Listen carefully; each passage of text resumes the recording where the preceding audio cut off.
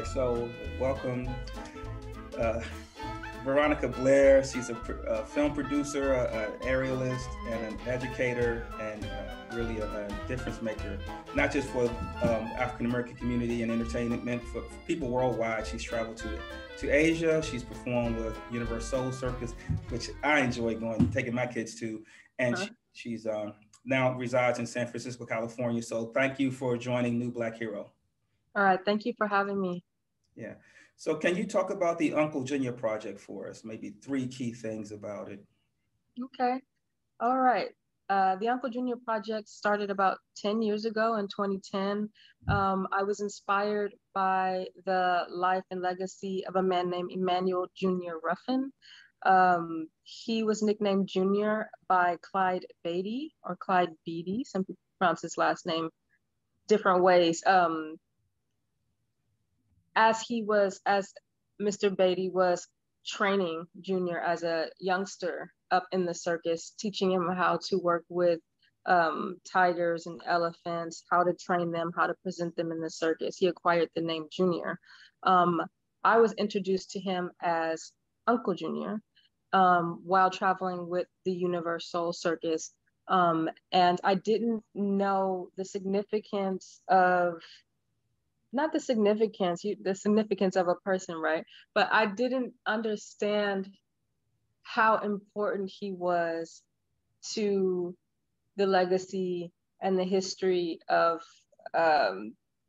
Blacks in American circus until he passed away. And so when Uncle Junior passed away, I learned that he was one of the first African Americans to present tigers and elephants in the ring. Not the first to present elephants, but just kind of be a multifaceted trainer and presenter. He also was a welder, a tent boss. He was managing the train for Ringling Brothers and Barnum Bailey Circus.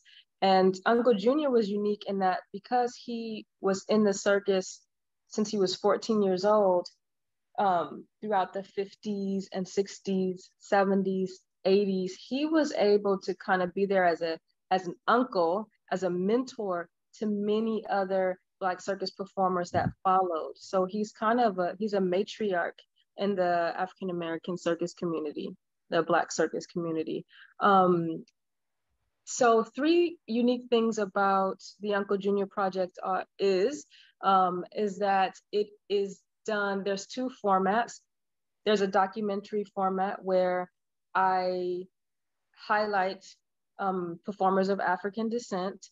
So each performer is highlighted in their own mini documentary. We released 6 episodes last year. And then we also have another component or another exhibit, which is called Entrapment to Entertainment, which is based off of the 2013 exhibition that I staged at the African American Art and Culture Complex in San Francisco, California. Now, Entrapment to Entertainment features Black sideshow performers. And the reason for the name Entrapment to Entertainment is that it highlights the fact that some of these performers were kidnapped or they were slaves sold into sideshow. And these stories are amazing because you have some people coming from dire circumstances, and they managed to turn it around and create socioeconomic, wealth, for their families. And we have a lot of incredible stories there. I'm rambling, but we have a lot of incredible stories in Entrapment to Entertainment. And this year we would like to expand the Uncle Junior project into a curriculum, and also, again, keep expanding, adding more documentaries as well as articles, and highlighting pioneers in the circus industry.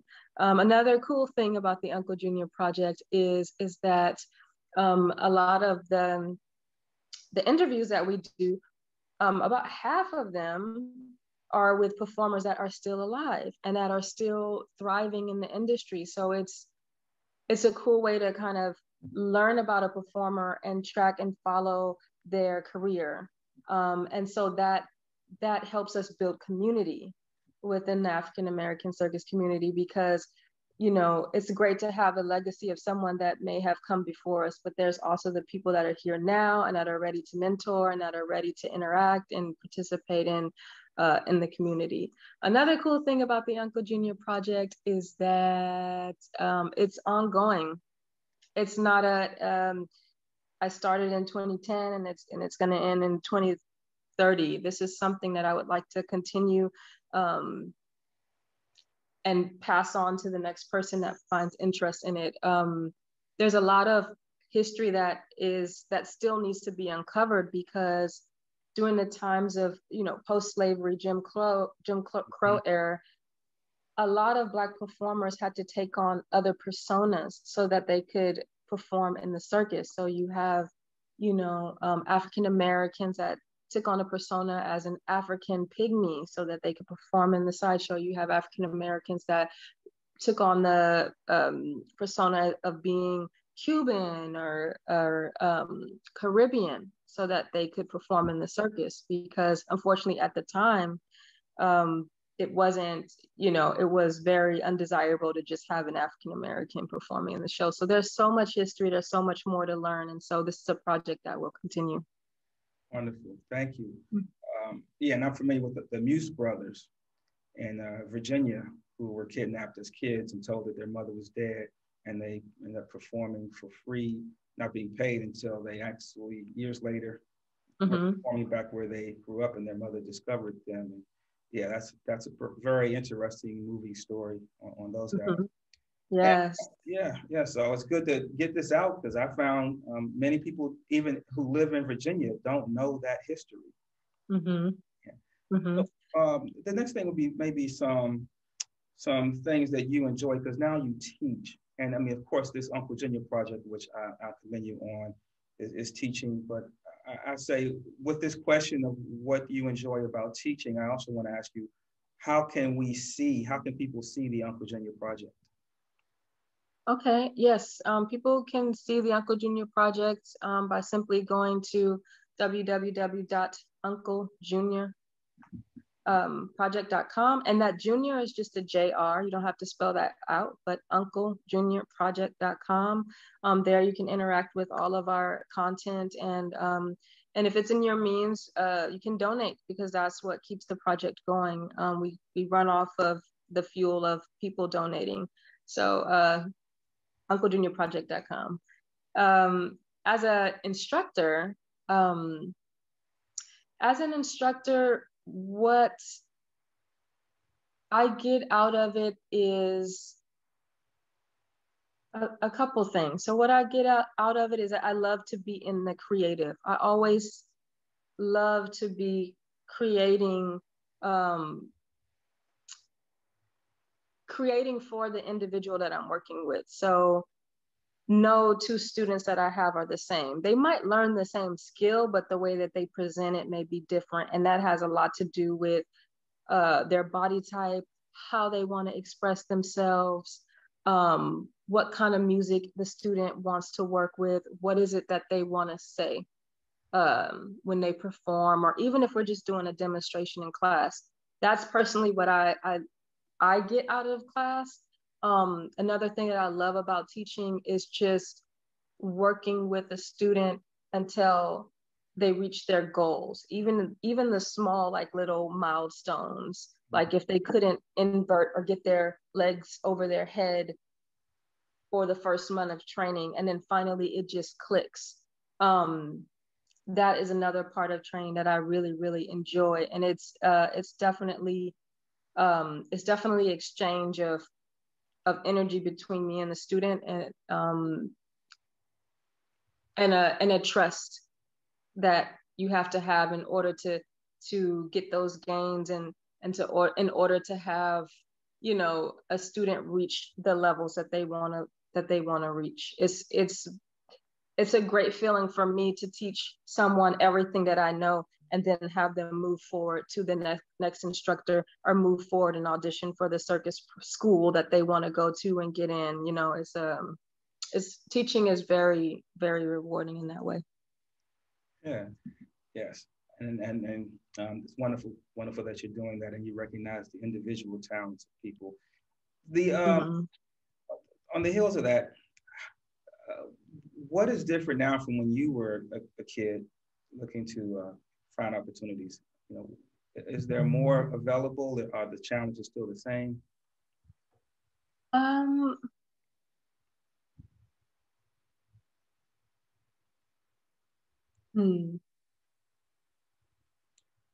I think now that I'm a bit older and I can define what the challenges were a little bit clearer.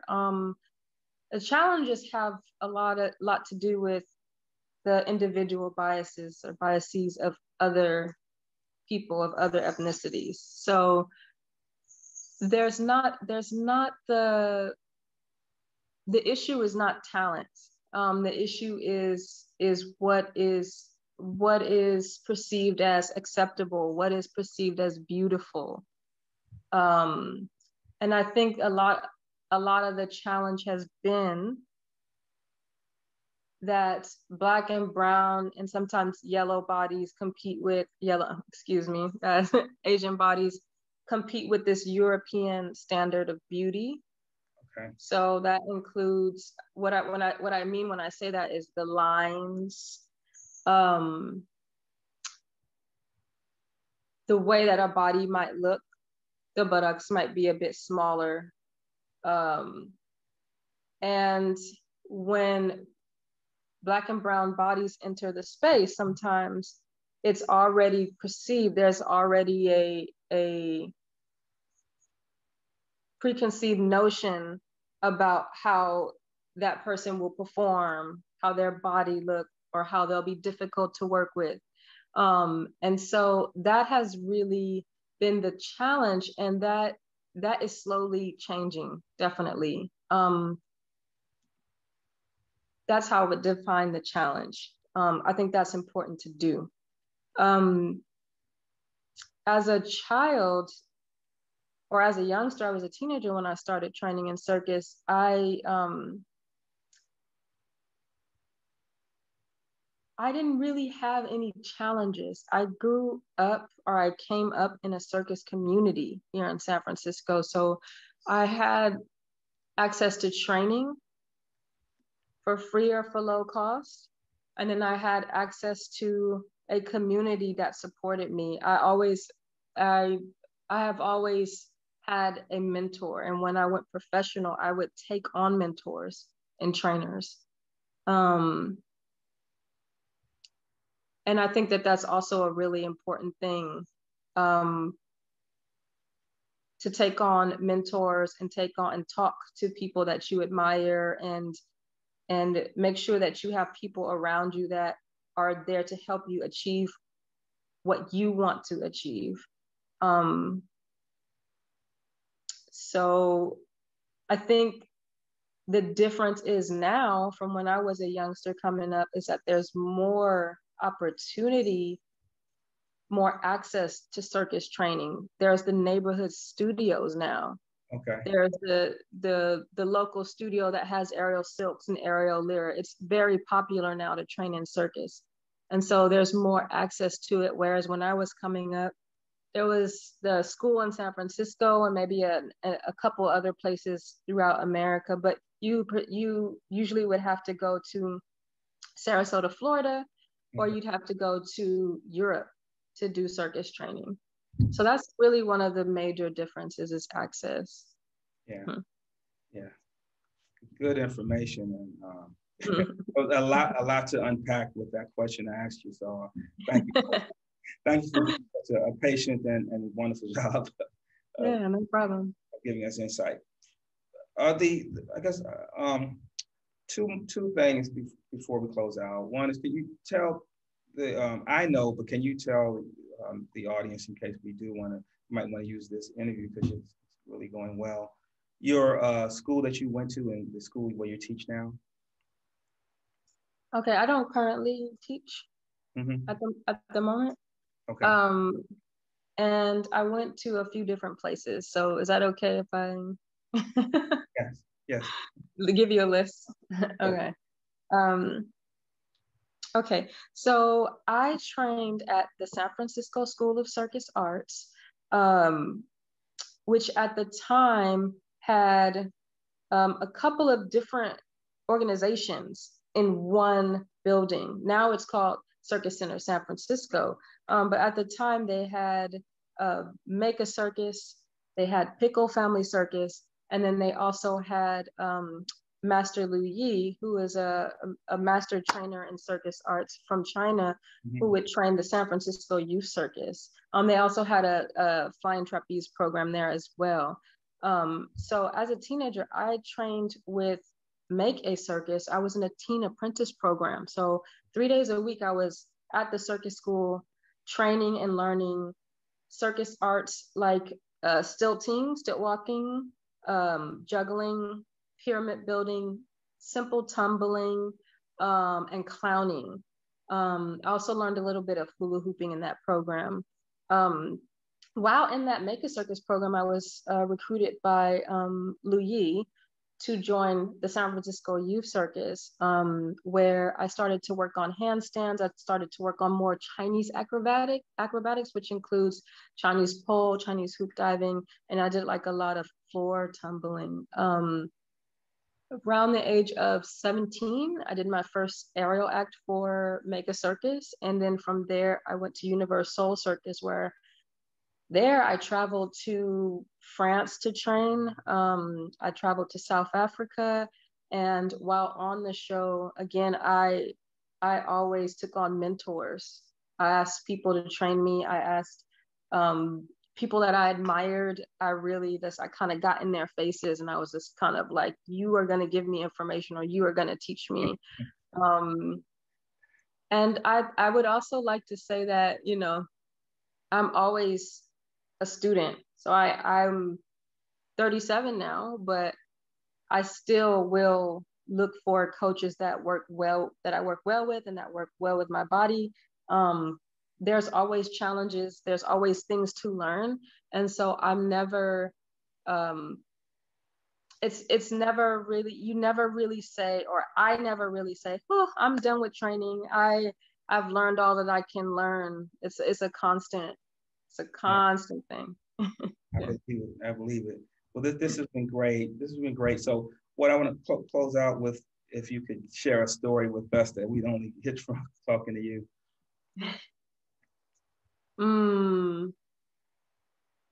A story that people don't know. It is reported on blackamericaweb.com that I am the first African-American female aerialist to perform on Ringling Brothers and Barnum and Bailey Circus. That is actually false. Okay.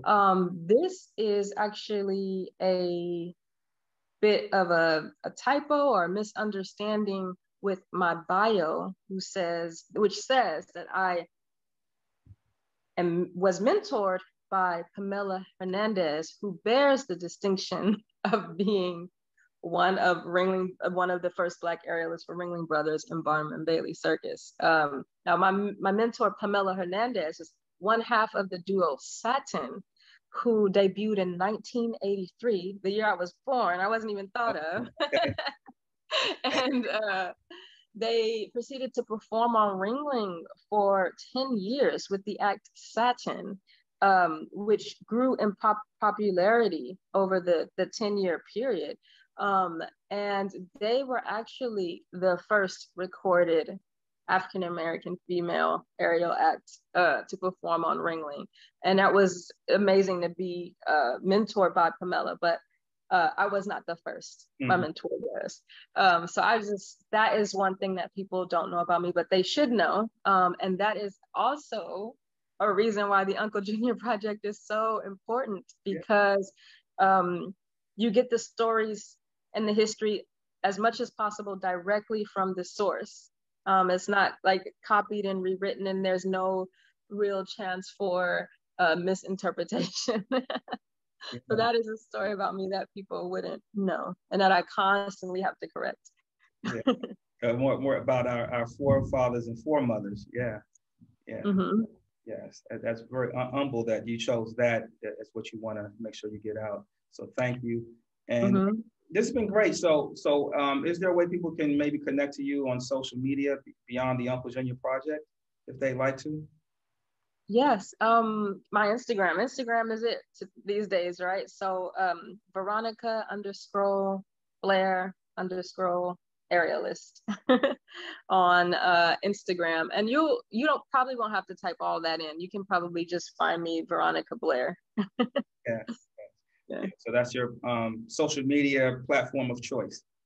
Yeah. All right. All right. So what can we look for in the future from you besides the Uncle Junior project? Wow. I always got my hands in something. This month I am releasing a film project called The Crown. Okay. And it's something that I came up with the concept for and I directed. And it is a virtual showcase and film hybrid where I am showcasing performers.